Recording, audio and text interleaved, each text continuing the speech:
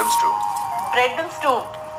നല്ല സോഫ്റ്റ് ബ്രെഡും നല്ല കട്ടിക്കുള്ള കാഷ്യൂവും കിസ്മസും തേങ്ങാപ്പാലൊക്കെ ഇട്ടിട്ടുള്ള മറ്റേ ക്രീമൊന്നും ഇടാതെ നല്ല കുറുകുറുന്നിരിക്കുന്ന എല്ലാ വെജിറ്റബിൾസും ഇട്ടുള്ള ബീഫിൻ്റെ സ്റ്റൂ